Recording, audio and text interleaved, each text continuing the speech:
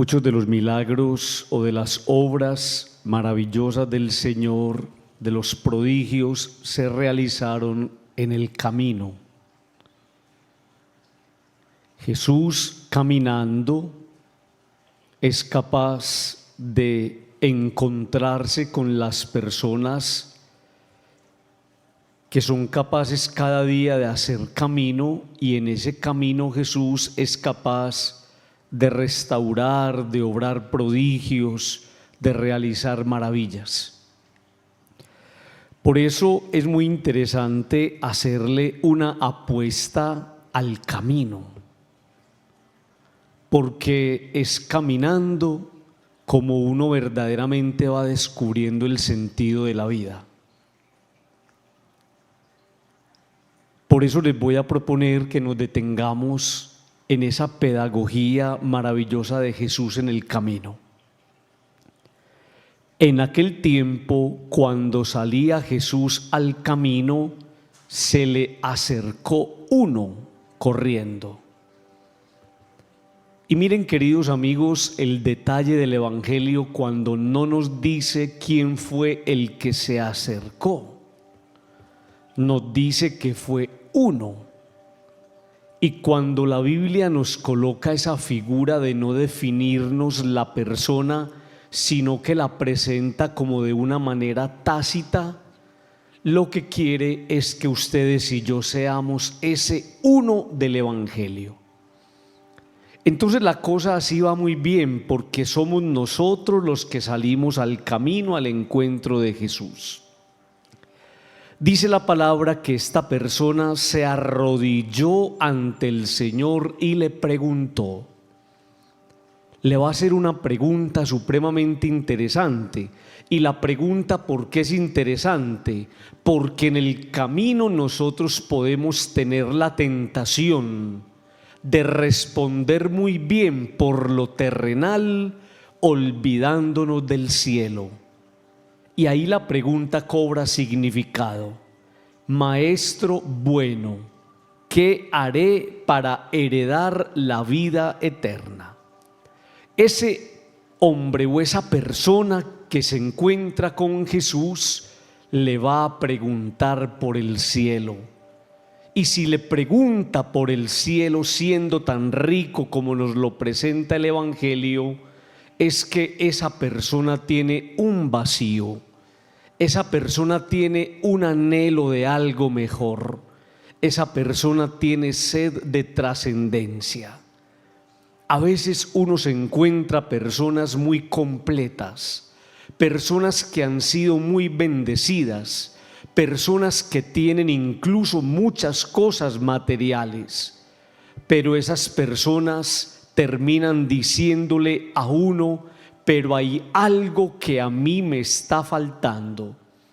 Y eso que está faltando lo va a identificar el Señor cuando es capaz en ese diálogo de hacerle ver eso a esa persona.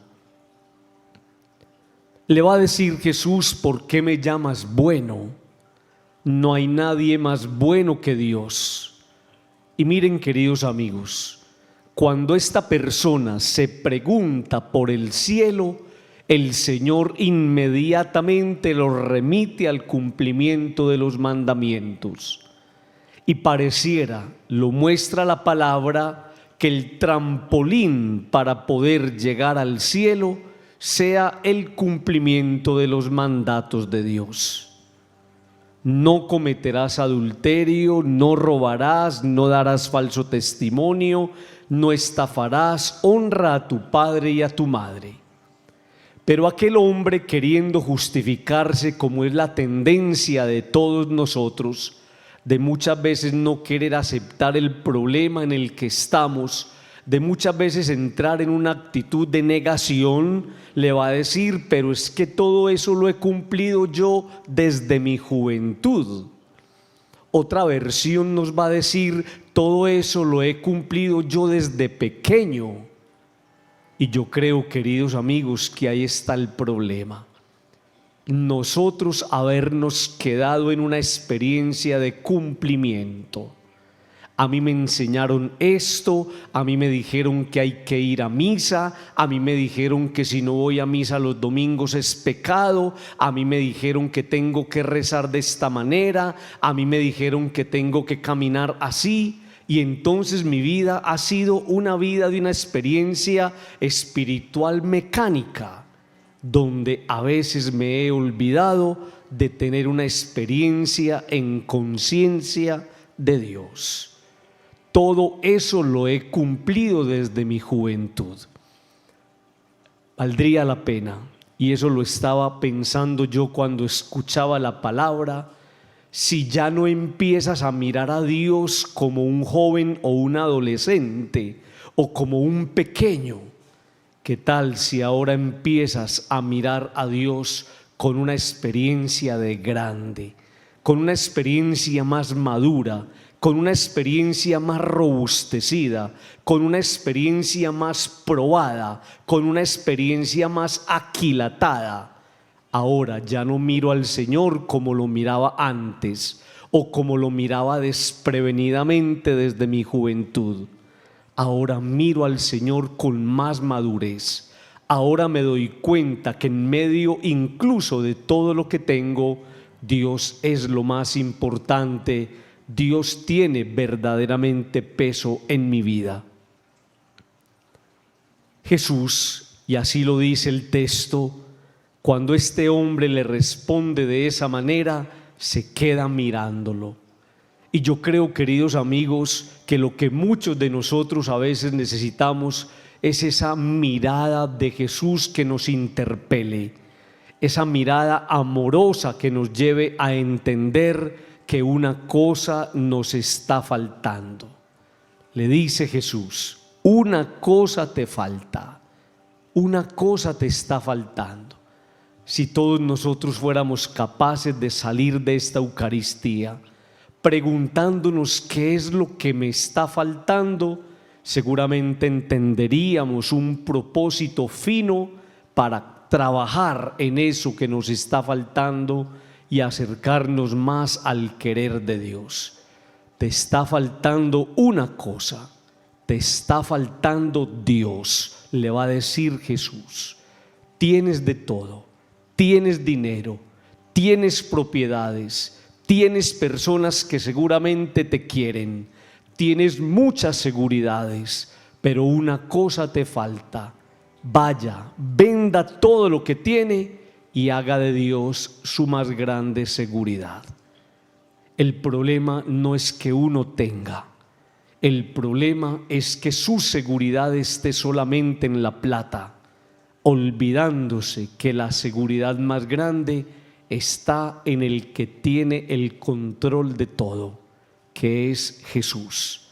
Vende lo que tienes, dáselo a los pobres, dice el Señor, y luego ven y sígueme.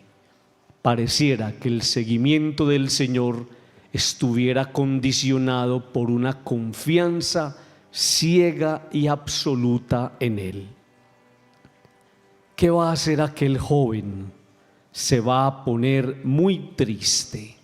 Frunció el ceño. Se pone triste porque era una persona demasiado rica. El texto de hoy es maravilloso. El camino está puesto para salvarse o para perderse. Y en el camino, en el encuentro con Jesús, usted decide si camina hacia el acumular, el conseguir y el tener, o si usted camina hacia el dejarse tener por Dios. Que nos ayude el Señor y nos conceda a todos nosotros la gracia de hacer de Dios nuestra más grande riqueza. Digan conmigo, amén.